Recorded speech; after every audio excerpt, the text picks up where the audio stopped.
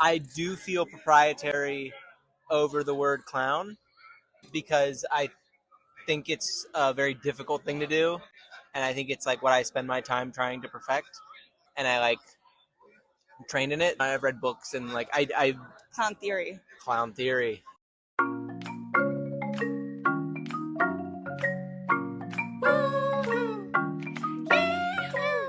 Welcome to the Not My Scene podcast, the podcast where we explore scenes, communities, subcultures, and corners of the internet and tell you what we find. I'm Yarden. And I'm Kaya. Welcome back to the show, ladies and gents. Some might call this the clown show. Some might.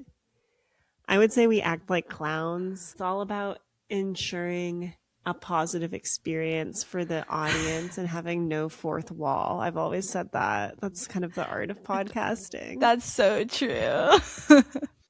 We did go to school in France for a year. Exactly. And it is an old art form. The ancient art of speaking our minds. The ancient art of getting on mic. We release every other Tuesday. Find us on Spotify, Apple, YouTube. Rate, subscribe, review, share with a friend, and follow us on socials. You guys can participate in the ancient art of following us on socials. What's been your scene lately, Den? I have to say that my scene right now is being in a nautical hotel. Have you ever done that? No, I'm in a place of nautical hotel. I'm in San Francisco. You're in your Steve Zissou living the life aquatic this week. Who's that? It's like the Wes Anderson movie about the guy who he goes underwater. Steve Zissou. Check it out, all my Wes Anderson heads. Very aesthetically appealing movie filled with the usual suspects. Yeah, I should do like one of those Wes Anderson style TikToks here. You should. But really and it's like you showing like the light switch cover and the pillows on your bed and standing in a very Moonrise Kingdom way, like arms at your sides, baby doll dress. Oh my God. I'm showing the camera a star-shaped pillow with an anchor on it. I love that. That's so you. How so? Like you you've always been so nautical. Right, it's so sweet right. that Donna booked this nautical hotel for you. Literally the first thing I said to Donna was, I was like, this is like when Vanderpump Rules went to San Francisco. But I was more talking about vibe-wise because I remembered that they were like on the wharf doing touristy things. They like went on a boat ride and they all bought SF sweatshirts because they were cold. And then I was like, this really feels familiar. And then the next day I looked it up and sure enough, this is where the cast of Vanderpump Rules stayed and filmed their season 11 episode in San Francisco. So that is actually the content I would be creating, would be trying to recreate a scene from that episode.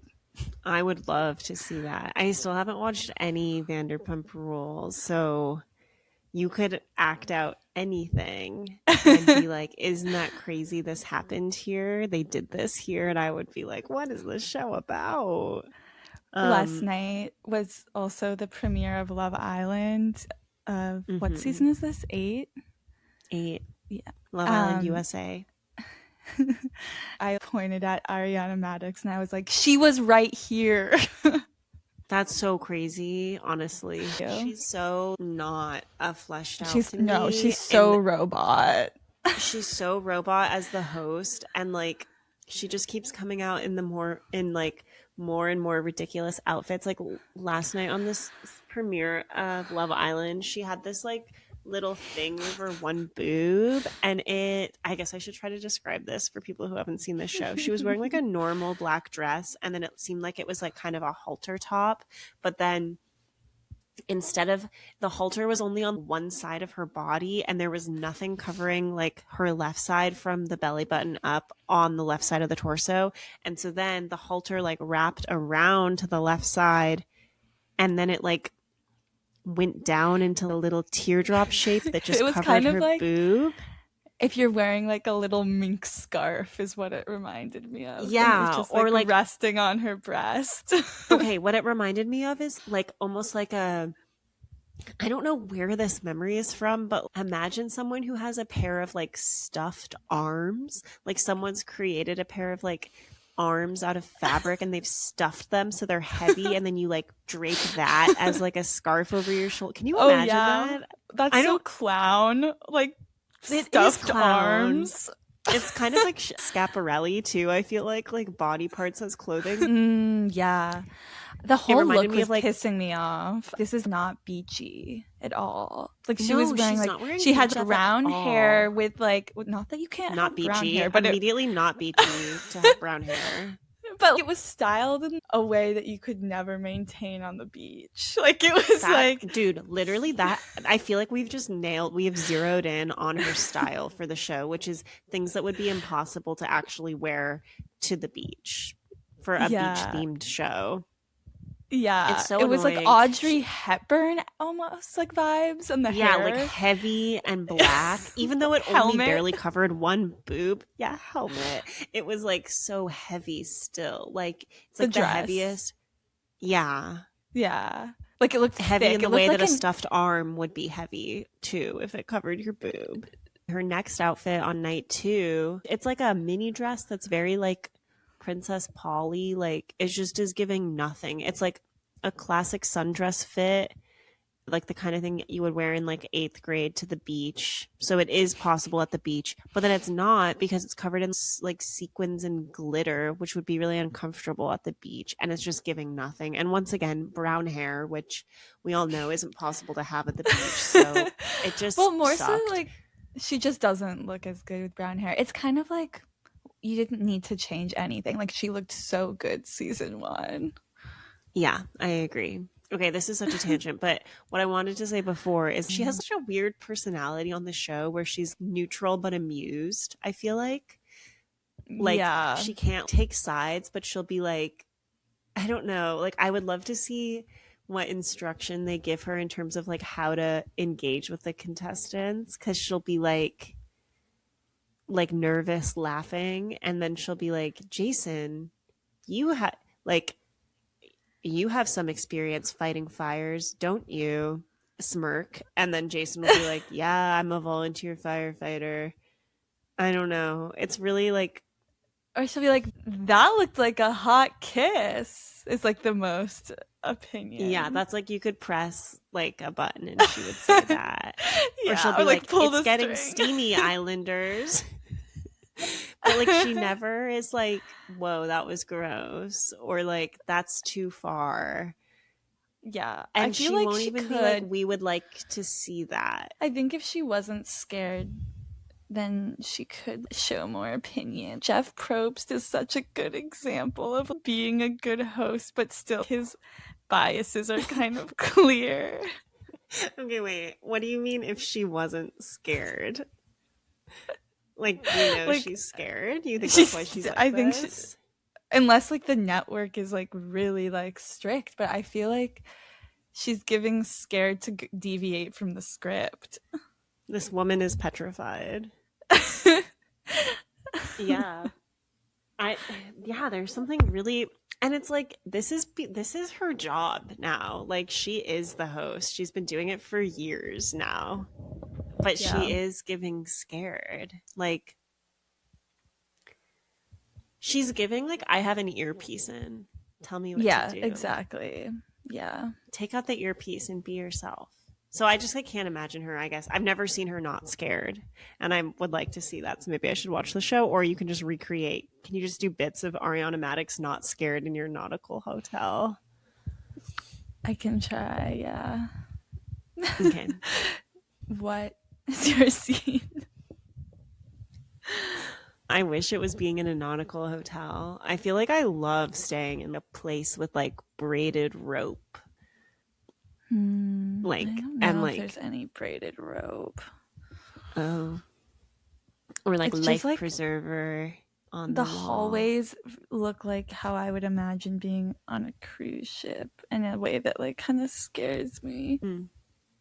And like when you walk in, it's like, welcome aboard. I like that, but I feel like cruise ship hallways are weird because cruise ship is kind of supposed to be like not, it's supposed to be like the least nautical experience you can have on the water, right? Like in the hallway of a Like you're cruise, kind you of supposed shouldn't to even really forget be you're able to on a tell. boat. Yeah. Okay, so maybe it's not like a cruise ship. I don't know. It's just like really like long, tight hallways. I don't know. It just feels like I'm on a boat.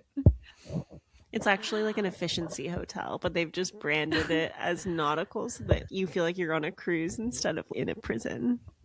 Exactly. Yeah. I think that my scene this week is Nordstrom.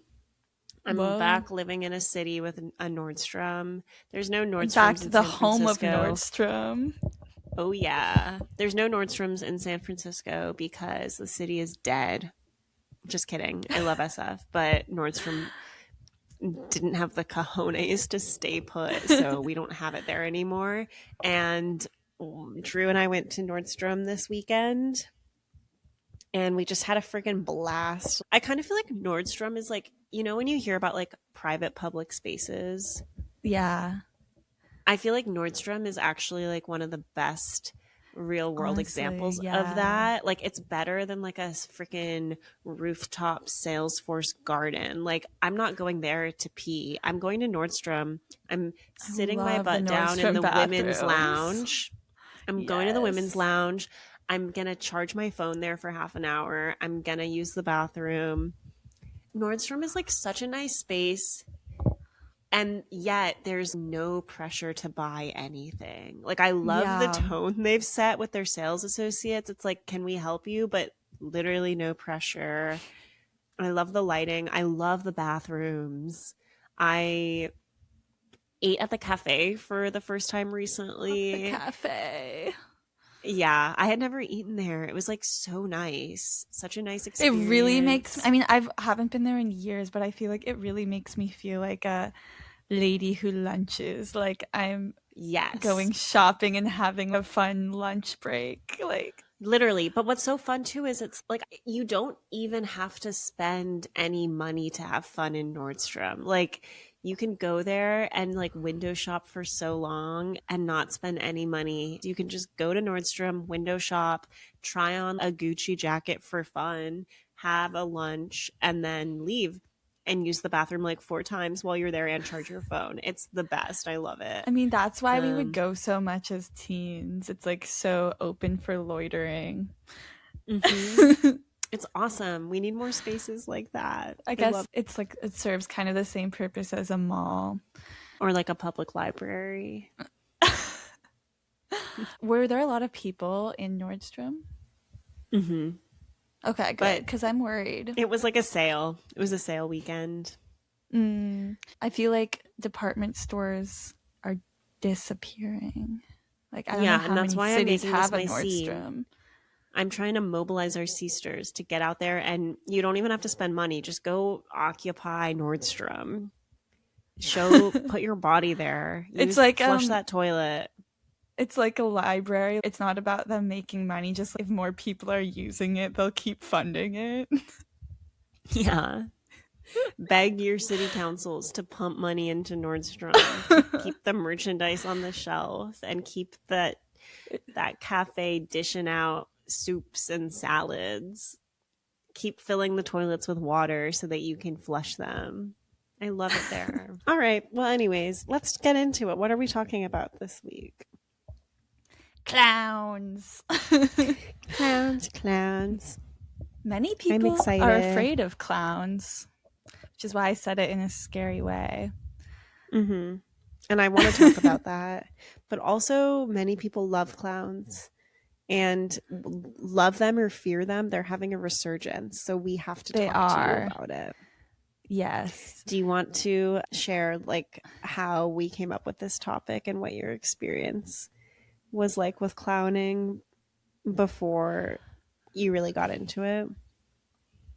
How did we come up with it? Was it from the Connor Story thing? I think so, yeah. Yeah, okay, so I guess basically clowning has been brought forth in the zeitgeist. I think it was already happening pre this Connor Story stuff, but I feel like it really got accelerated. I didn't know this was happening.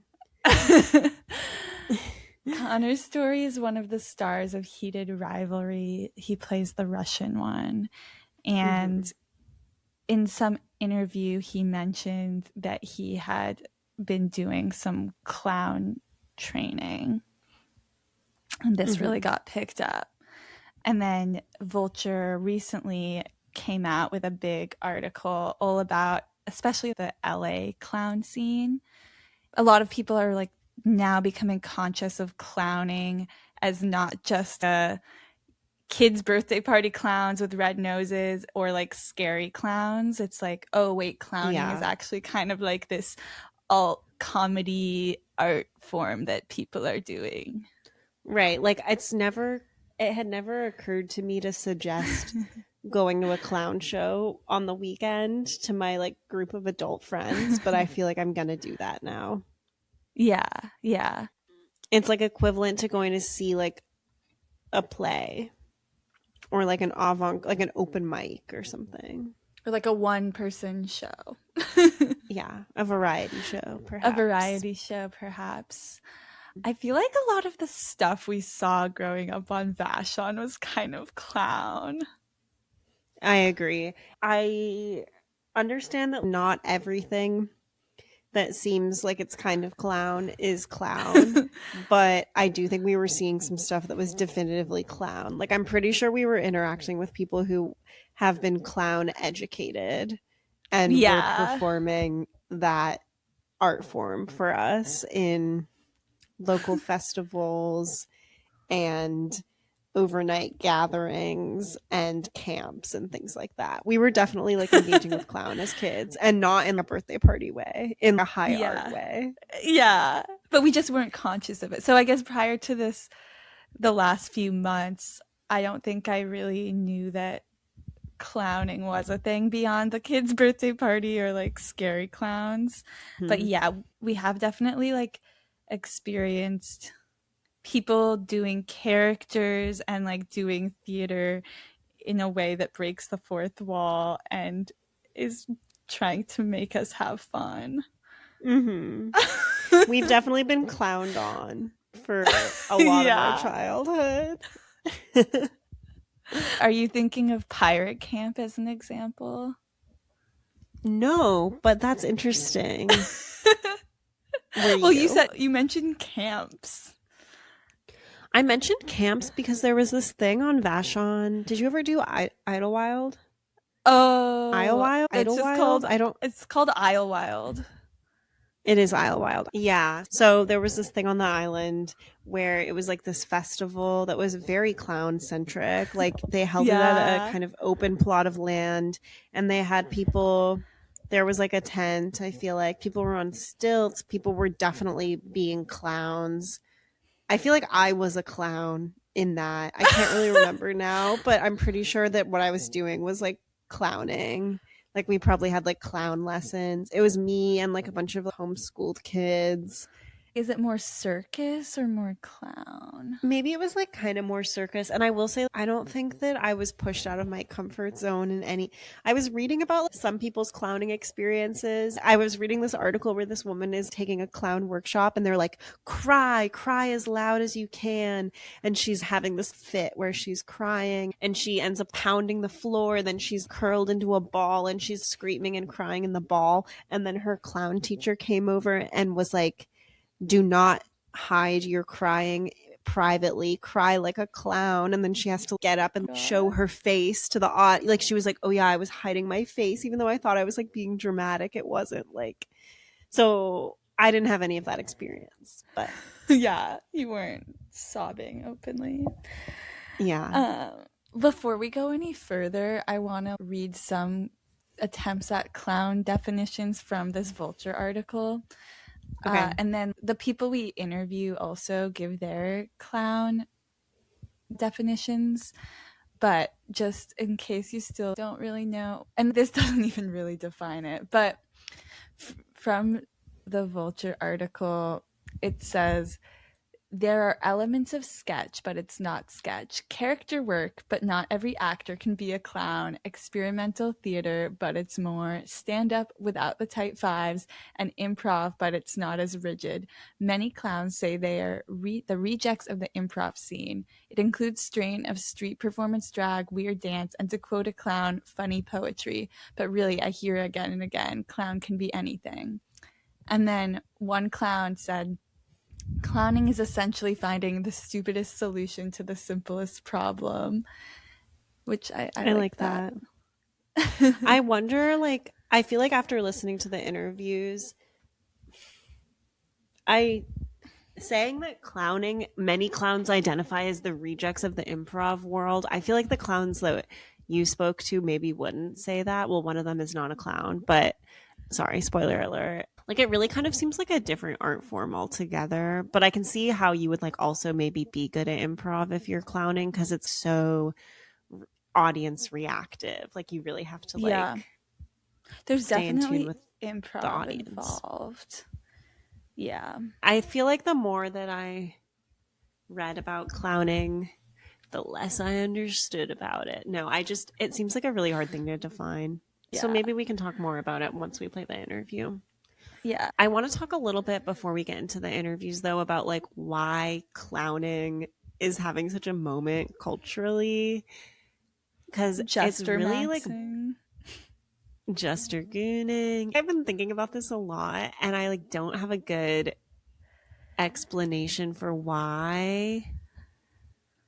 It's just kind of interesting because it feels like a very like Gen Z thing, right? Like first I was like, oh, maybe clowning is like really having a moment because it's like these kids that are our age who have grown up with hippie parents who were raised in the 60s and 70s who were like more bohemian, and so then like they raise their kids in that way, and now people feel like comfortable pursuing this as like a livelihood. But I don't think it's that, because first I feel like it's like this isn't just like a general trend. It seems like it's like clowning has exploded like in the last year for some reason, and maybe it's all attributable to Connor's story, but I don't think so.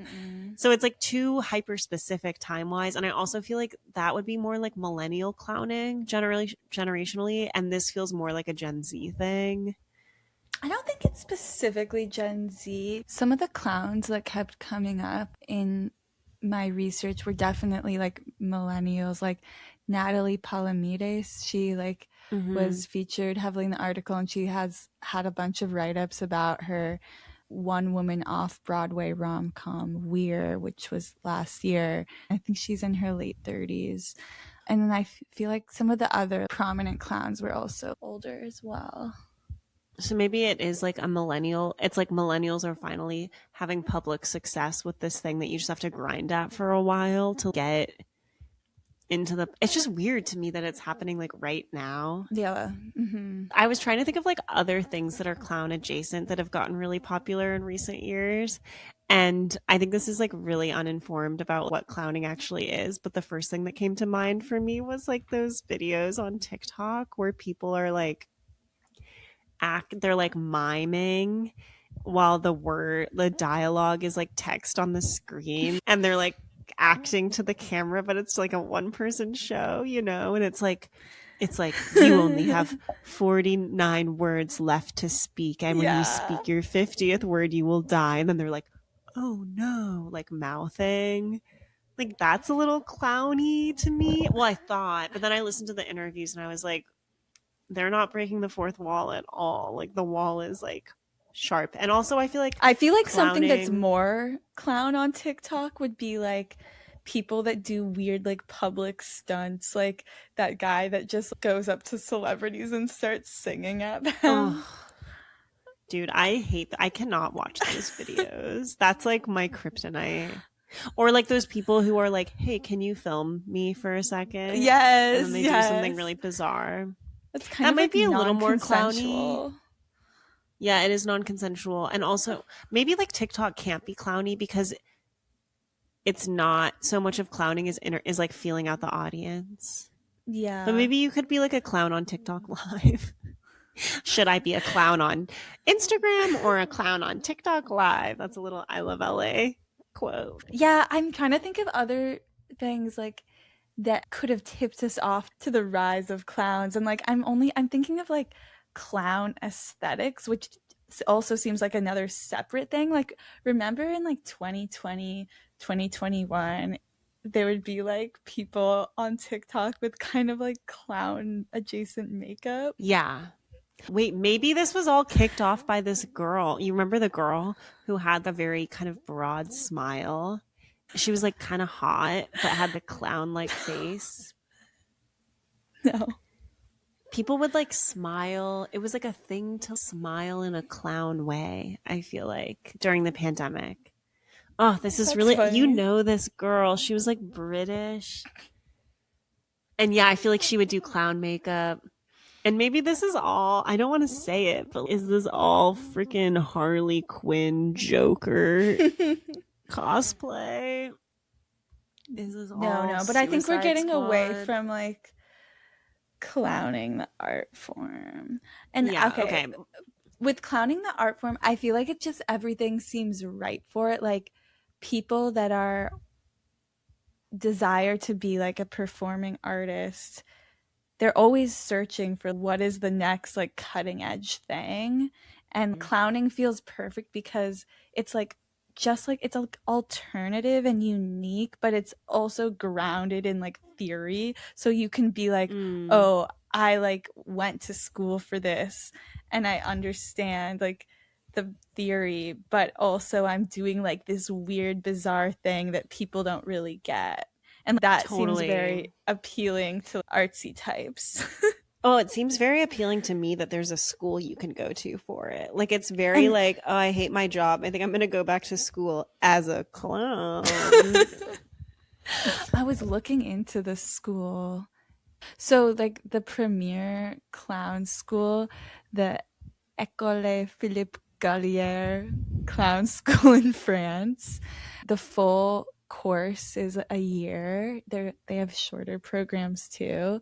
But I just think, first of all, like, that is so funny to me because people like roast so many types of grad school, I feel like, but the ultimate like I feel like fuck you parents would be like I'm going to clown school for a year. Fuck you, mom. I need you to fill out my FAFSA for clown school. I need you to tell me my expected family contribution. I'm about to get in a mountain of debt to go to clown school. No, 100%. It's like, what are you going to run away with the circus? Well, yes. And I'm also going to incur a lot of debt in the process. Yeah, I will say it's only 8,700 euros for the year, which is not that much by US standards, I guess because it's in Yeah, that Europe. is. But just like I feel like to be able to take a year to commit to clown training, like that takes so much faith in yourself. So, you know, I admire that about the clowns that went for it. Like, you either got to be like really rich and you're like fine just kind of taking this year as just doing something fun, or you like really feel like you're going to be able to make it as a clown.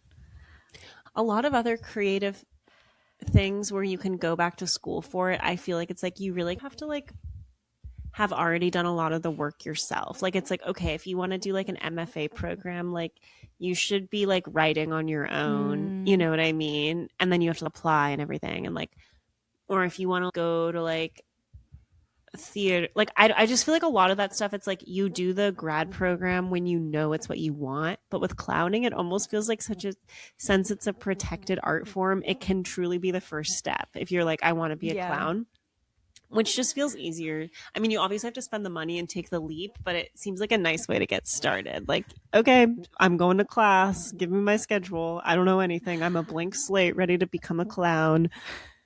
I love the concept of like you go to clown school for the connections. So, yeah, it's like an MBA. Yeah. I mean, you go Which, to like, clown school to spend a year in a small town in France. Like, that sounds yeah, awesome. I know. The other interesting thing, my understanding based on kind of limited research, is this is like the premier clown school, but there's no auditions or interviews. And I looked at the application. It seems like, and it's like just first come, first serve. What must not be that big of a demand. Like, Yeah. I kind of want to go. Sorry to get ahead of it, but that sounds fun to go spend a year there. I think it would be really scary, like the actual curriculum. I mean, improv is You want to already jump kind of straight into scary. clowning. You don't want to have to do all the other things first. I don't want to have to cry. Yeah. And let's unpack that. Like, maybe if you don't want to have to cry, that's like exactly what you need to be doing in front of a French person who's going to give you a +4. Also, in the Vulture article, they talked about some clown class in LA where they just kept being like, break the rules. And it would be like a pair, and like one person would get on the other person's back and like ride around and stuff. And then they would be like, what rule did you break? Try again. Break the rules. I pull out a gun.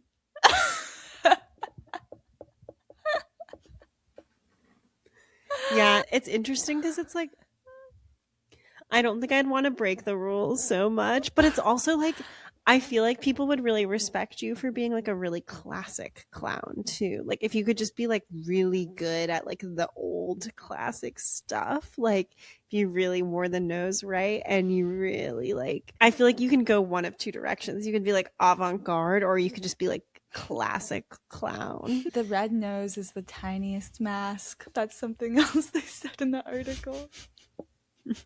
I agree with you about all of that. It does seem really appealing to creative types. I also think it's like, I can see the appeal of being like, I want to embrace the ridiculous. Like, I feel so disillusioned with the world. It's kind of like end of days. It makes sense to me that people want to become clowns because it's like nothing matters. Yeah, totally. It's like tied to the rise of Dadaism among the youth. Like, yeah. Nothing matters. Like, let's be as absurd as possible. I don't think I appreciated the breaking the fourth wall element as much until you spoke with the clowns, but I do feel like that's a nice thing. And maybe, you know, everyone's talking about how this latest generation, like no one interacts with each other in person anymore. And it's definitely a way of like kind of confronting, like you really have to interact with people in person. It's like a very locked in form of entertainment. Like you can't be on your phone at a clown show because the clown will come over and be like, grab your phone and like do something with it. No texting during a clown show. Do you want to talk about your experience going to the clowns? All right. So when we decided to do a clown episode, I started looking into clowns near me, and I found Clowns near me is so funny. Clown near me, open now. And I found that the Atlanta Fringe Festival was happening soon. Honestly, Fringe festivals could be like its own scene that we I was going to say we should go to Edinburgh. Yeah, we should. But yeah, there are Fringe festivals in a lot of cities, and this one had a few clown performances. They were not all categorized correctly. So I looked at the website, and I think I basically searched clown, or there was also like a drop down to filter by categories of performances, and I found two. So I guess Kaya already kind of said, but spoiler, the first one I thought was going to be a clown, Janoah Bailin, Z's are pronouns, but Z did not end up being a clown. But I will still talk about that experience because I actually think it was helpful to see something that could be mistaken for a clown but wasn't, like, because we've been talking about like, oh, anything can be clown, so to see something and be like, why is this not clown, was also helpful. Yeah, okay, that actually reminds me, this is getting a little ahead, but the next interview you did with Mr. Cardboard, they used the term via negativa, which I had never heard before. So I looked it up as I was listening to the interview, and I guess it's like this principle. I think generally it's used in a religious context, but it's like the idea of coming to know something by understanding what it's not. I feel like your experience with Zur was like kind of via negativa-ing Yes. clowning. Totally. Anyways, so I went to Janoah's performance not really knowing what to expect. I brought like 4 people with me, and I think total the audience was maybe like 15 of us. So pretty small. Okay. Definitely would not have been on my phone. I feel like one thing, bless you, Janoah did really well was making a lot of eye contact. So I definitely felt like, okay, like I'm being seen by this person. But yeah, the show had a bit of everything. It started out with Janoah unicycling and stripping at the same time. But one thing that I feel like is different than most clown shows is Zur onstage persona wasn't like distinct from Zur real persona. Like I feel like Z was just Janoah on and off stage. I'm curious to know like what Z looked like physically, especially if there's not really a distinction between like Janoah and then the persona on stage. I don't think Z was wearing makeup, but the interesting visual component was that Z had completely shaved half of Zur body. So one half was like hairy, including like a beard, and one was like completely clean shaven. And that was because a lot of Zur's show was about Zur chronic pain, which was only on half of Zur body. So like a big theme of like the show is like a half, like 2 sideways halves. or like top or bottom. No, like sideways, like one leg, one butt cheek, etc. I see. Okay, that's interesting. Yeah. And there was audience engagement. Like, for example, during the stripping, Z was like throwing Zur clothes at people. And then, yeah, there were like a lot of multimedia elements.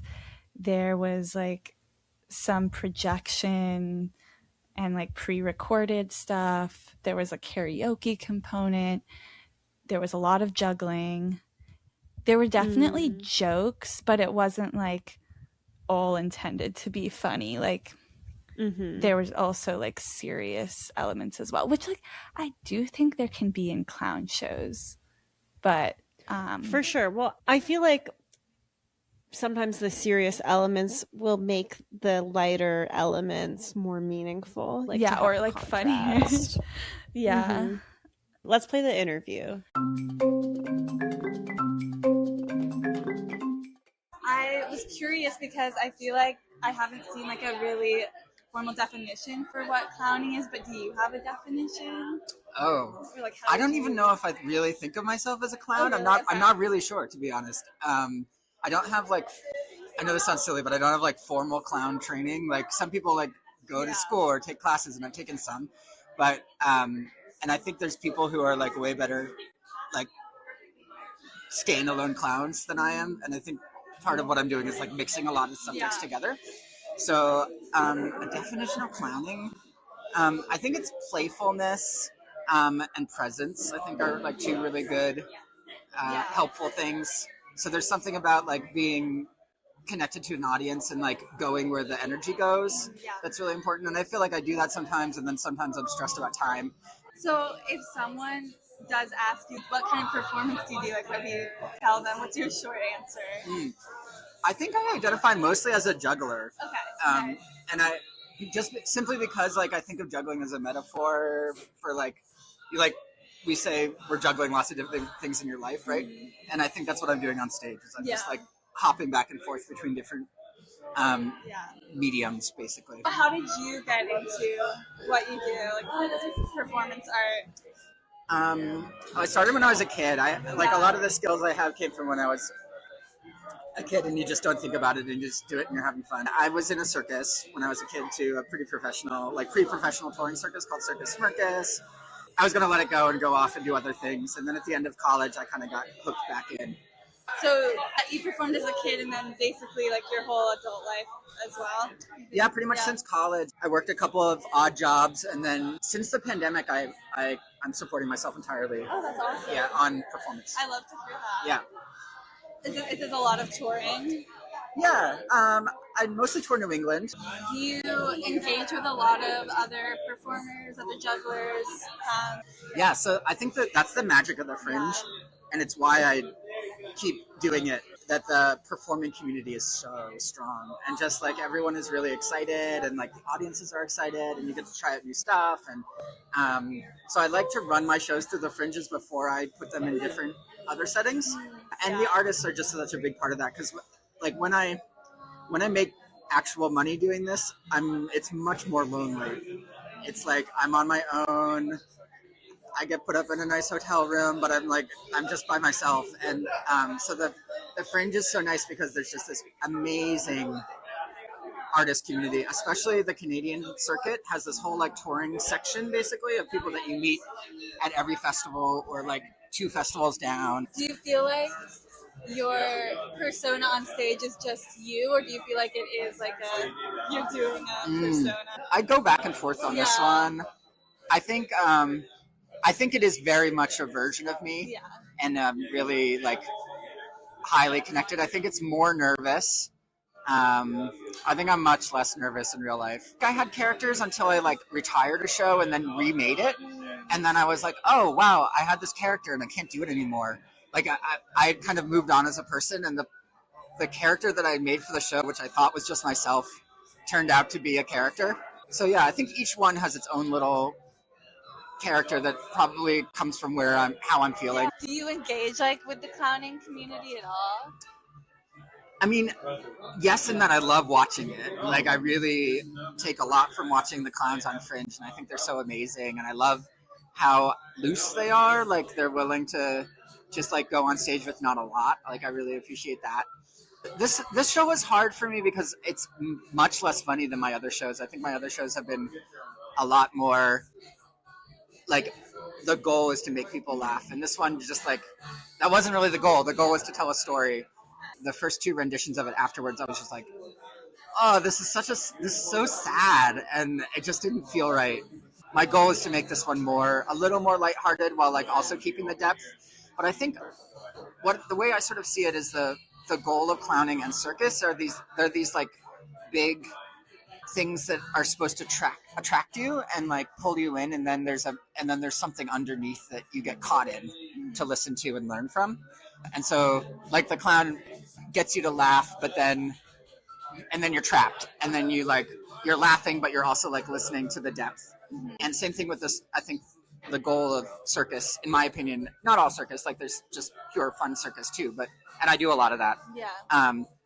But at least in the like theatrical shows that I want to make and I'm making, I think, is that I'm bringing somebody in, like the audience comes and they're like, oh cool, I'm going to see some juggling. And then what they wind up in another show, I teach them how to juggle, or like, and talk about juggling as a metaphor. Or in this one, I'm talking about chronic pain, which is maybe one of the biggest issues in the U.S. in terms of its effect on people. Okay, so like you consider yourself more on the circus side versus clown, and like is the difference mainly because you're doing more like juggling and like tricks? Yeah, I think I have an agenda. Okay. In a way that I feel like a lot of clowns are a lot more like they're gonna listen to the audience a little bit more, and I think I have like things programmed a little bit more. Yeah. I have a trajectory, and I'm not saying that other clowns do not. And but it's perhaps more improvisational. Yeah, or they're like willing to go down those pathways. Yeah. I think there's more clowning in the show than I would like to give credit for. I think that like unicycle striptease is very clowny. Yeah. Well, thank you so much. You're welcome. I feel like all of the parts that I laughed at, those were all the parts that Z said were most like clown. So like clown elements, but Z is not a clown. Right. So like elements where Z was like juggling and telling jokes about their exes was like kind of clown. But also like specifically one way that Z differentiated herself from clowns was like because Z did more circus. So Yeah, that like was confusing. Z was like kind of being a lot of parts of the circus, whereas clown is normally like a more distinct, like yeah, like you're not really doing like tricks that are supposed to be impressive as a clown. right. At the beginning, Z made us all hold pinkies and say, I promise not to feel bad for Janoah when he messes up their tricks. That's really funny. I mean, Zay can't control how you feel in the show. Maybe that's part of it. It's a funny thing to ask people to do because it's like, yeah, it's very apologizing for your feelings. Like, you can't make me promise not to feel away while I'm consuming your art. right. One question I have with respect to this show is maybe it's not as relevant because Zare's not a clown, but what was your sense of like how Z wanted you to feel watching the show? I think like definitely sometimes amused, sometimes like impressed, and then I guess like, wow, like that was really interesting. I'm connecting with these themes. Like pain. And of the divided self. Yeah. Because that was like the main theme throughout was like a person that's two halves. All right, on to the next. Okay, so then I was like, all right, well, I definitely need to talk to someone who does identify as a clown. I definitely need to find a clown. I need to find a clown ASAP. So this was like a very different experience for many reasons. I went alone. The clown show I went to was Mr. Cardboard, which is a show by the clown Miles Calderon, and he performed at 10:30 p.m. on late Saturday night. late night, and I feel like people Prime time. were really ready to laugh. Like for one, it was a packed house. It was still really small theater, so it was still only like 25-30 people, but like definitely possible that people had been consuming some substances prior to 10:30 on a Saturday night, but also like probably people were seeing other shows before. Like I feel like people were just like really ready to laugh. Yeah, their hearts were open to clowning. Yeah. And every single line was killing. Like everything Mr. Cardboard said, everyone laughed. It's a one-man clown show. He is wearing a costume, which is like white face paint, dark mustache, like overalls with like this structure within to make the hips go out really far. And he's doing a French accent the whole time, and he is made of cardboard, supposedly. Like that's what his character is. So I feel like already it's like, whoa, like this is a character. And even if he like hadn't been killing, like I don't think I would have ever felt bad for him, like because I'm like, it's so detached from like his real life persona. You know what I mean? Like I feel like it's already so much totally vulnerable. Right, like it's kind of interesting that for the first performance, Z had you say, I promise not to feel bad for Janoah, because that's like literally it's saying like, I am Janoah still. Yeah. And then basically he was doing little bits as this character. He would like take out little props from inside his pants, like pieces of cardboard, and like ask people for things they wanted him to make out of it, and then he would just like do some little snips and be like, it's a dolphin. He would also like pull, like, he had a fake baby he pulled out at one point, and then there was like an overarching like plot where he took us all I'm already to laughing. where he took us all to the land of cardboard, and like the wolves were gonna come, but we had to save the cardboard land. It was very like interactive too. Like the thing was he had to get everyone in the room to be the happiest they had ever been in their lives in order to save the land of cardboard. And when people... That's fun. Like, I feel like that's almost like you're clowning then. Like, feel the happiest you've ever felt in your whole life. I can like see that as a prompt, you know? Mm-hmm. Yeah. Then he would ask people like what made them happy from childhood and like kind of riff on that. And then like at the end, he did have like a point where he was kind of not the clown persona, like he was Miles, like he took off his makeup and like wasn't wearing the giant pants, and he did like a guitar song, and I was like, whoa, like this really seems like a different person, like the French accent was gone. And then he came back at the end as Mr. Cardboard. But like, oh, something also that was funny was like, this was honestly really distracting, but I was in the back corner next to the sound guy, and I was in the back row, so there was also like someone from the Fringe Festival there, and she held up the like sign that's like 5 minutes left when it was 5 minutes, and then he was not supposed to go past 11:30, and then like at 11:30 like she started getting really mad, and she like went over to the sound guy, and like she was like loudly whispering, like so loud, she kept being like, cut it, like you have to cut it. That's and crazy. I was like, I know, because I'm like, he probably doesn't have that much longer, and like that would like really ruin the vibe and be like such a weird experience if like the lights just went up. Totally. Like, talk about not feeling the happiest you've ever felt. Seeing a clown pulled from the stage, that would be horrible. They bring out one of those canes and yank him off. That would be kind of clown. That would be the way to do it. Don't cut the sound. She should have a cane ready. And the guy kept being like, I don't know what you like. I'm not like, he was like fighting back basically. So and you're just like sitting there. Yeah. And then show ended. A few people gave a standing O.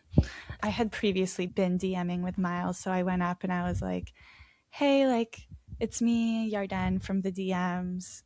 And I was like, should I just wait outside? And he was like, I just have to clean up. But he was like, no, like, you can just stay in here. And then I was like sitting there for maybe like 15-20 minutes, and it was like just people that were working there, and then they were like talking business, and I'm like literally just sitting there. I'm like, everyone's probably like, who is this random girl? Like, I was like, I need to have a media pass, this looks so awkward. So they were like having this whole talk. He was just being Miles at this point, and it was like, wow, you're so different.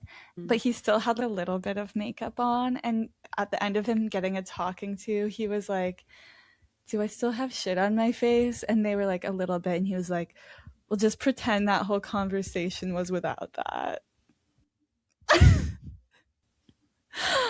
Just funny. That's funny.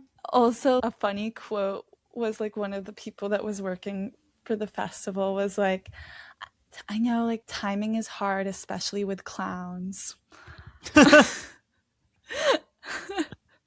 I'm gonna start using that. I know. I just feel like anything you say with clowns sounds so funny. Yeah, well, it's like anything that's like not clowning that's about clowns is really funny. Because right, like all the business behind the clown. Right, like then when I texted Donna, I'm going out with the clown. So yeah, okay, so tell us about that. I didn't actually go out with them. Like the next hour was me chasing around a clown. A wild clown chase. It was a wild clown chase. No, I didn't feel clowned. Miles, if you're listening, it's all cool. But basically, everyone was gone. I went outside with them, and it was like Miles and then the sound guy and this other person that had been like sitting in the back row were with him. And I was like, do you want to just talk out here? And he was like, oh, I just feel bad keeping these guys waiting. Like, wait, but would you be able to give me a ride home after? And I was like, where do you live? And then because he doesn't live in Atlanta, but he's from Atlanta. So he was staying with his parents, I think. And I was like, yeah, that's fine. I could give you a ride. But then, like, he really wanted to buy a drink for the people he was with. So he was like, actually, like, can we go to Lloyd's, which is this pizza place that was like a 5-minute drive away. So I was like, sure, should I just like get in my car and meet you there? And he was like, yeah. And then I like got in my car, I put it in, and I saw that it was closing at midnight, which was in like 3 minutes. So then I tried to drive past their car and tell them, but while I was driving, our cars passed. So I was like, okay, I guess I'm just following them to Lloyd's. And their car was a clown car, so there was like 50 people in there, and it was like there were flowers coming out of the windows and stuff, and they kept honking the horn, and it sounded goofy. Yep. I was in the clown car parade, and then we pulled up to the parking lot, and they were like, oh, it might be closed, and I was like, yeah, I think it's closed. So then we went to a bar that was like another 5-minute drive away, and that place was like still open. I waited with them while they like got beers and made small talk, and then we found like a quietish place outside and did the interview. So we can play the interview now. All right, so 2 laughs, easy. the clown can't stop doing gags. And that's how you know it's a clown. So I was saying yesterday I went to a show that was categorized as clown, but then I talked to the person and they said I'm not a clown. You were going to speak on that. I do feel proprietary over the word clown because I think it's a very difficult thing to do. And I think it's like what I spend my time trying to perfect. And I like trained in it. I've read books and like I Clown theory. I feel like I have a grasp on what the scene is, but very recently it became very popular for whatever reason. And there are many different scenes, and they're all kind of using the same word to describe kind of vastly different art forms. Yeah. So there's like drag clown scene where they're using like clown iconography. You know, they're being subversive and pushing the art form of drag, but it's very different art form than clown. But, you know, they're using kind of American clown iconography. And then there's like a lot of clown that goes on in New York that's just kind of like performance art in crazy clothes. You know, there's a school of thought that's like, just follow your impulse, man. You know, like anything can be clown. Yeah. Any performance is clown. And it's like, well, then what are we doing here? You know, I would say clown is about playing games with your audience to make them laugh. You're being sensitive, and you're in a conversation that has no fourth wall. I think like through doing clown, you discover how to be more vulnerable and like show yourself. Your definition is playing with the audience to make them laugh. Is that what you said? I would say theater without a fourth wall. Yeah. For humor. Gotcha. Cool. That is sensitive to the audience, like reactive. Yeah. What was your training like? What training have you done? I went to École Philippe Gaulier in France. I did a lot of improv and sketch and sort of like exploring the world of like character humor kind of on my own in Athens, Georgia. And then I went to New York and was like seeing shows there and watching things, you know, on the very outskirts of comedy. And I heard this word clown coming up a bunch. And in researching it, I found that there is like one school to go to, essentially. And it was this one in France. And I had just gotten EU citizenship. And so I was like, if any time now, and I know I want to do comedy, so let's do it. And how long ago was that? That was 2023. Okay. And I get there and I'm like, okay, I'm ready for being funny school. And the first unit I was in was melodrama. And I realized, oh, actually, this whole thing is going to be acting. And that was the girth, the width, the depth. That was most of the training. It was like physical theater, learning how to have presence and dignity and space and like listening to rhythm. And then the very final thing that you do is then clown. Once you have all these kind of like The foundational blocks. foundational concepts and like a language for describing how humans interact. And then you have fun doing it and you learn how to play. It's a lot about play. Yeah. The first unit that they teach is called Le Jeu, which is the game. So how long was it? They do shorter programs, but I was there for a little bit over a year. Oh, wow. And was it in French? It was in English, but the town was in French. Gotcha. Is that where the Mr. Cardboard persona was born? Yeah, that's where I discovered Mr. Cardboard. So the way Gaulier worked is you would prepare something all week, or it would be like an improv exercise, but you'd get up there and you would try to be funny, or you would try to do the exercise well, and they were all very difficult and kind of designed for you to fail. And then when the energy started dipping, or you were not giving, they would hit the drum, and Philippe, this old Frenchman, would be like, 000, goodbye immediately. 000. Boring. Oh, brutal. Yeah. Once I had a teacher, David, he was like, he hit the drum and he turned around and he's like, wow, what a funny guy. How funny is he? Wow. He's really funny. Damn. Yeah. And then Carlo, who is the voice of Mr. Cardboard, he'd be like, and tell me, do you hear that? It's like, what? A silence. They're just like, you're up there and you're kind of in crisis mode or panic mode when you first start performing. You're searching for anything. It's really hard to just calm down and lock in to the audience. And so this via negativa, this like pedagogy, the idea is that it wakes you up. It lets you know how the audience is viewing you right now. And sometimes that like feels mean, or sometimes that like, everybody's laughing at you or at these comments. They're kind of keeping the energy up by addressing what is going on in the room. But yeah, sometimes people cry, but it's usually more like when it butts up against something they can't admit about themselves or something they're insecure about.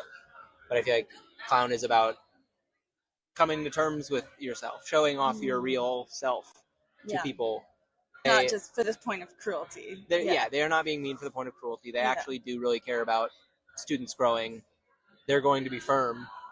They're not going to tell you that anything is good if it's not. They expect really high standards. But I think if you go through that, all of the people who come out of it, maybe not all, but like, a good decent number of the people who come out of it, if they connect with this work, are like very hyper attuned to the specific details. So what is the scene like in New York? It's fractured.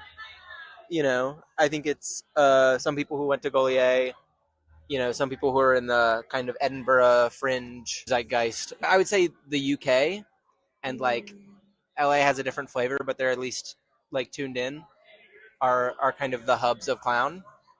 And New York, being a big market, is getting there just because people want to live in New York. But it doesn't have like as long or as strong of a clown scene. But it's kind of blowing up right now there, just exciting, as it is everywhere. Mm-hmm. But it's a lot of like not sensitive clown or not good clown. Mm-hmm. So it's like I can't watch a performance where people are heavy on their feet anymore. What do you mean by that? Like if I can hear their feet on the stage, I'm like, It makes me like the technique's not there. It's just like I want to be dreaming around you, mm-hmm. and you are a body, mm-hmm. and I'm thinking about your knees, mm-hmm. and the stage, and it's like, oh, the dream is broken. Right. And I think that's like a little harsh. Like my girlfriend, she went to this other clown school for a little bit, but has way more of a background in like traditional theater, which was a big blind spot for me. And she does like theater of the absurd, but for a while, and still like, their first show, they played rodeo clowns. She's a part of this duo called Chloe and Natasha, and it is physical theater, and it is like funny in times, but it is like a strict play.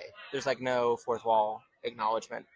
It's like a lot of people called them clowns in their advertising because they would put a little red nose on, and it's just like it's an ancient art form, but it is not something a lot of people know about, and so the word has an imagery associated with it that, I don't know, confuses the brand. For sure. What do you do to get in character before the show?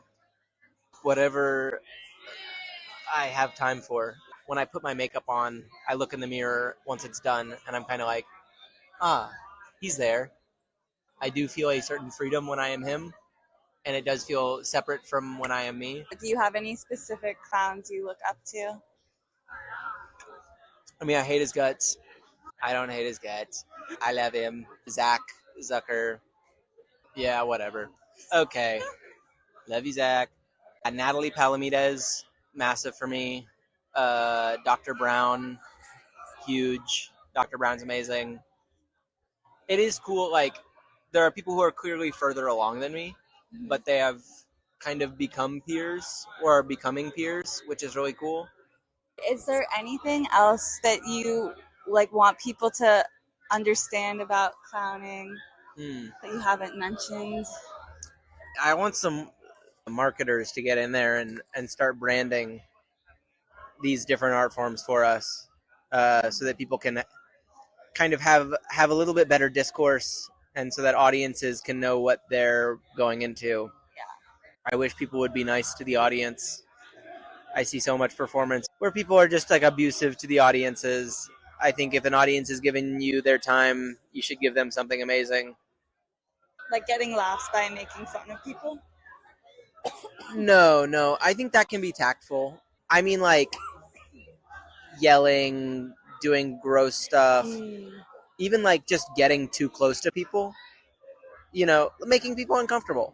I think it's not an art form about making people uncomfortable. I mean, there's like tension and release, and like, different people have different tolerances, but like your job as a clown should be bringing joy to everyone all at the same time. If you've never been to a clown show, you should go and hope it's a good one. Yes, yeah. I hope so too. Yeah. Well, I think that's everything. Cool. Thank you so much. Thanks for letting me ramble.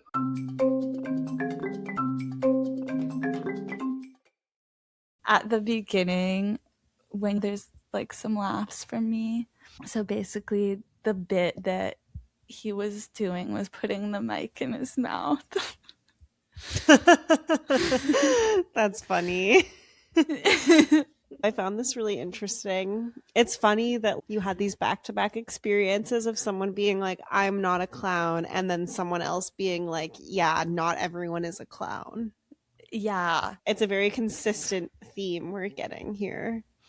Right. And that theme is like clowning should be gatekept. Yeah. But I get it. Like, it's like you went to school for it. We need the MCAT or the bar for clowns. Like, you should have to have a license to clown. License to clown. License to clown, baby. Permission to clown, sir? My first takeaway was just like, whoa, like, clowns take themselves really seriously. It's funny. I feel like some of this feels like it's all like very French to me. I think the word I was searching for earlier is like there's something very prestigious about clowning. And it's like the art form is being protected. You have to go to certain institutions, theoretically, for people to like take you seriously as a clown in certain circles. And like it seems like at least these French clown schools are like, they're definitely like doing the work to keep the art form protected. Mm-hmm. And then his definition was like theater that breaks the fourth wall and is for the purpose of making the audience laugh. Okay, something that I really liked about what he said was about how clowning should be bringing joy to everyone all at the same time, which is like such a tall order. I do feel like it's like the lazy thing to do is to kind of like make fun of one person at the expense of the rest of the audience. And like he said, like there's a tactful way to make fun of the audience, but the goal of trying to make everyone joyous at once while still doing audience participation, like that's a tall order. I feel like that's a big differentiator with like comedians, because I feel like comedians, their audience interaction is usually just straight up like roasting audience members. Definitely. Although sometimes it can be bringing joy to everyone because it is like kind of a self-selecting thing when people heckle comedians. It's like, okay, so you want to do that. Like you are that type of person, I guess. But sometimes they'll just do it for people that are like not heckling. Just sitting there catching strays. Yeah. And yeah, Miles definitely, I would say, like did a good job like with audience interaction that wasn't like at the expense of the audience.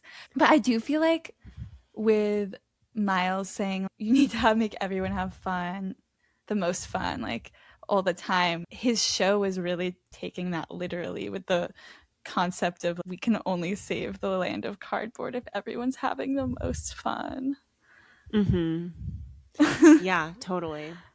I do feel like there's something kind of clown-like about being really literal about joy. Like it's like, oh, like try cracking up in the mirror. It will make you feel better. That feels very clowny. But there's also like, you know, we know that like laughing makes you happier, even if you're like not happy when you're laughing. Okay, him talking about the school is just so funny too. Like a 000 is so funny. They're just like clowning as hard as they can until the teacher like just every time gives them a horrible score. It's like so humiliating. I know. That is That's why I don't think I would like clown school. But like if everyone is getting a 000, I feel like it would be like a good, it's like exposure It'd be therapy bonding to like rejection. It would be bonding, yeah. I feel like you really don't have to feel bad for Mr. Cardboard, even if they're flopping, because we know that he's gone through this rigorous program where he's been like exposed to ridicule and 000 over and over again. True. It really builds your skin. Yeah, maybe that's probably like one of the key things that it does. It's because I feel like to be that kind of performer, whether it's clowning or not, like to be like someone that does something like a one person show doing weird stuff, like you have to be okay with kind of being humiliated sometimes. Totally. It's so vulnerable. So you have to not be. I forgot to ask him this, but it seems like the nature of the art, like there's really like a limit of how big a show could be, because like it's all about breaking the fourth wall and like playing with the audience. Like you couldn't do that in an arena. Yeah, although I do feel like the clowns at Cirque du Soleil do a good job. Like there's an interplay there. Like they do interact with the audience to an extent. And that's like a very clowning forward circus, I feel, compared to there's no like game animals there. Yeah, true. Okay. So it's like you're breaking the fourth wall by talking to them. You're just not like interacting with them. Like you're not getting the input back from the audience. I feel like maybe clowning in the context of a traditional circus. I've never been to a traditional circus, but definitely in Cirque du Soleil, it's like part of their whole bit is the clowns come out and the rest of the show is not breaking the fourth wall, but then the clowns are. So they're like kind of in it with you. You know what I mean? Like it's that contrast that maybe makes it more like breaking the fourth wall. Yeah. I want to go to some smaller clown shows. Okay, I wanted to talk a little bit more about this like internet clown stuff I did some research on before we wrap it up. I found this very famous Reddit post that has this hypothetical that I wanted to walk through with you. This is from March of 2020, and this person says fiance. Literally, this person says fiance 26F, not happy to find out I 26M was a clown. And it's this person describing this really specific situation where they were like self-quarantining with their fiance. They were spending a lot of quality time at home together. And then one night, this guy says they were having fun and joking together. And I jokingly said that everyone does weird things for money when they're in school, like start an Etsy or sell feet pics. She joked back and fake accused me of selling drugs. I told her it wasn't anything illegal or illicit, but then accidentally let it slip that it was just embarrassing to me personally. After a second, she stopped laughing because it became real. We talked about it. I said I didn't want to talk about it because it's super embarrassing and it isn't who I am at all. And she said, I understand, and didn't ask anything else about what he had done for money for a couple days. But then after a couple days, she was like seeming really uncomfortable. And so it came up again.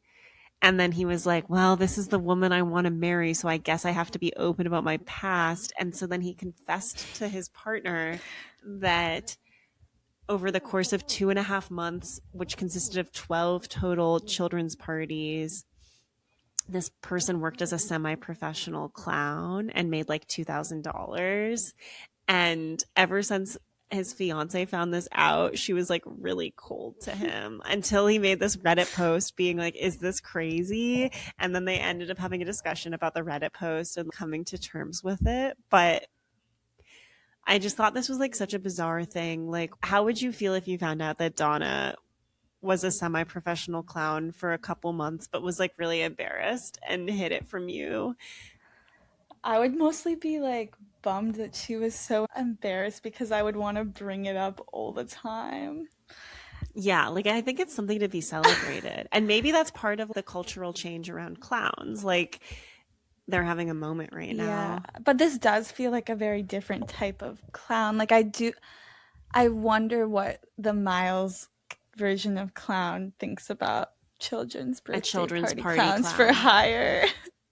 Totally. And like when Miles was talking about like we need someone in marketing to clear this up, like maybe he wants to stop being affiliate. I don't know. We can't speak to him how he feels about that, but it does feel really different. Okay, so what's so interesting about this is two things really made me laugh about this. First was that once she found out and they came to terms, she started insisting that he do the clown performance for her.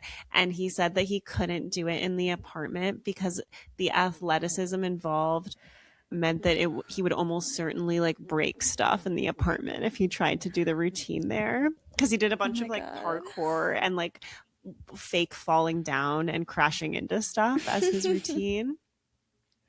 But then he also talks about the fact that the reason he stopped doing these weekend gigs was because of the terrifying clown hoax of 2016. And so he heard that people were getting ready to gang up and beat up clowns. And so he decided it was time to hang up the clown costume, so to speak. Do you remember this clown panic of 2016? Okay. Yes. I do too.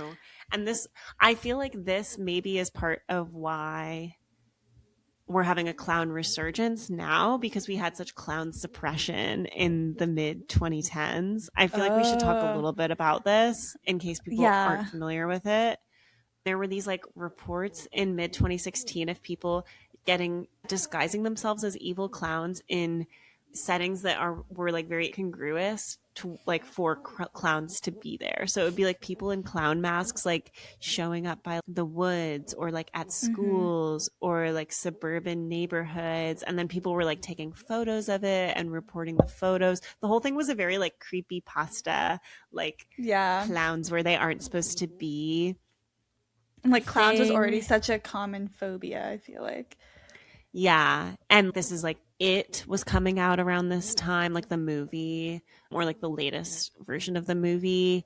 And I feel like clowns were really down bad during this time. Like it was almost entirely thought of as like a horror thing. And it got so serious that then there was like this huge violent reaction to it where people were saying they were going to like gang up and beat up clowns if they saw them to protect their neighborhoods from the clowns. And I did not know this, but apparently at the time there was like real action taken. Like October 2016, McDonald's decided that Ronald McDonald would keep a lower profile as a result of the incidents. And there was a significant increase in sales of clown suits. But during Halloween, people were like going armed while trick-or-treating.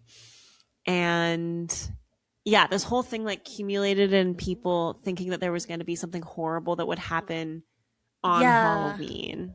Like people and that's were what like, I all of the remember. clowns are like in cahoots. Like they're all in cahoots, and they're nationwide. all going to come out nationwide on Halloween and basically do a purge. And there was none, but like news outlets were reporting this, and I remember being like concerned or being like, is this going to happen? Like I feel like people were like staying in that night. It was the night before Halloween. It's like giving satanic panic. Totally. But because of it, school districts in California, New Jersey, and Ohio issued a blanket ban on all clown costumes that year. Target pulled down clown masks from its website and stores, and it's like certain municipalities like instructed residents to not dress up as clowns. So that's crazy. It was like a total satanic clown panic. And yeah, I just like totally forgot about that after it happened. Yeah. But I'm happy clowns are able to be out and about again. There was never any like communal effort by clowns to take, like, that's not a community. There's not like actually a community of like evil clowns that's so global that they could have a mass impact. But I do remember being like, oh, like I do think this is kind of a weird opportunity for weirdos to commit violent acts if they want to align themselves with this. Right. Yeah. Like it's just like lone wolves all participating. Lone wolves putting on the red nose without any of the training. They did not go to clown school. I feel like clown phobias are like performative. Yeah. Like kind of is in the same category of hating the word moist to me. Yeah, I know. Well, because it's just like, how often are you like, you have a clown phobia? Like, name 5 times you've seen a clown. Like, name 5 interactions you've had with a clown. But also, like, maybe there's something there to the idea of clown hating is like, it's like you hate us because you ain't us. Like, it's like being scared of avant-garde art, being scared of human connection, and like being, you know what I mean? Like, it's what about clowning was initially scary? People being goofy. Yeah. I don't know that it people would probably be like, it's like the aesthetic and like interacting with kids, but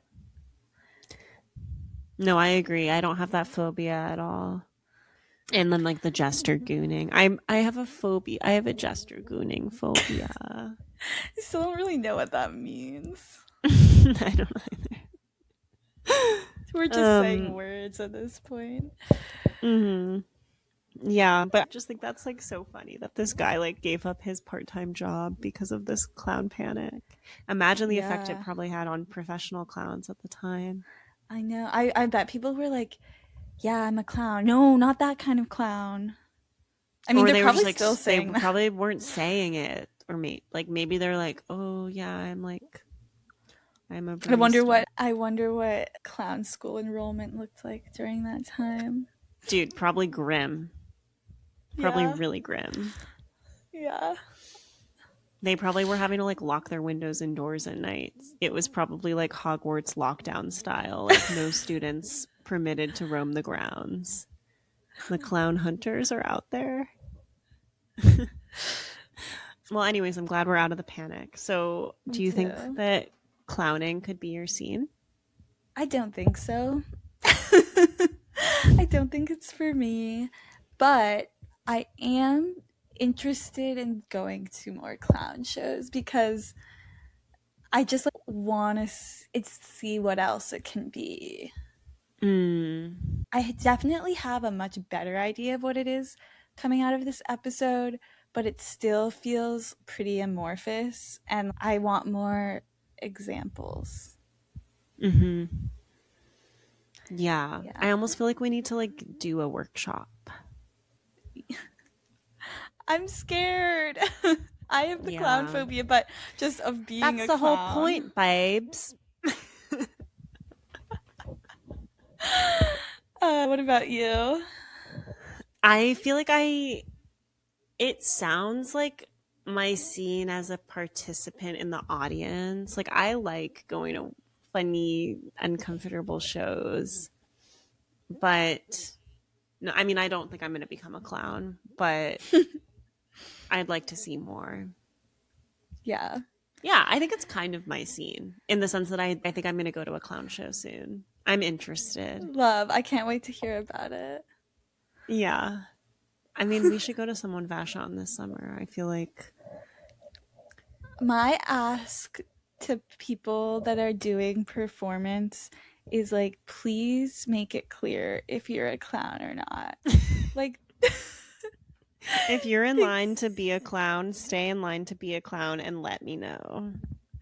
Like I Vashon can't stuff. Like, I want to know if any of those people like consider what they're doing clowning. Yeah, like, can you guys just stop clowning around and tell us, are you clowns? Because we don't want to waste any more time seeing things that aren't clowning. Exactly. No more like piggybacking on this ancient art form to get views. We want to be seeing the real stuff. No. I mean, it's cool. Do whatever you want. But yeah, I want to see the real stuff. Yeah. Okay. Cool. Thanks. All right. Clown Bye. out. Bye.